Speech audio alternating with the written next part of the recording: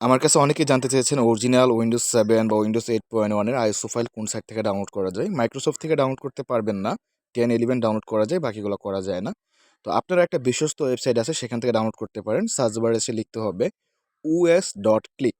আমি যেভাবে লিখতেছি সেমভাবে আপনারা লিখে নেবেন, তারপর এন্টার প্রেস করবেন। আপনি কম্পিউটার দিয়ে সেম কাজটা করতে পারবেন। তো us.click এটার অফিসিয়াল ওয়েবসাইটে নিয়ে আসলো আমাদেরকে।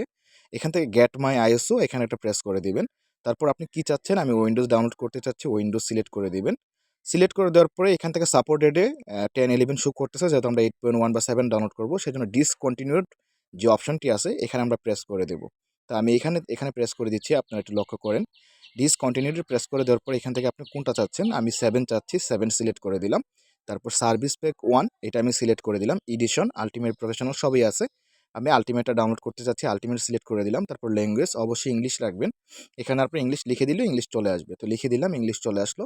এখন 64 বিট, তারপর হচ্ছে আপনার 86 বিট, মানে 32 বিট দুইটাই আছে। তো আমি এখান থেকে 64 বিট ডাউনলোড করব, সেটা সিলেক্ট করে দিয়ে এই যে ডাউনলোডের অপশন দেখতে পাচ্ছেন ইন উইন্ডোজ 7, এখানে ক্লিক করে দিলে এটা আমার ফোনে ডাউনলোড হয়ে যাবে। সেমভাবে আপনারা কম্পিউটারে দিয়ে ডাউনলোড করতে পারবেন। তারপর রুফুজ দিয়ে বুট করে আপনি কম্পিউটারে উইন্ডোজ দিতে পারবেন।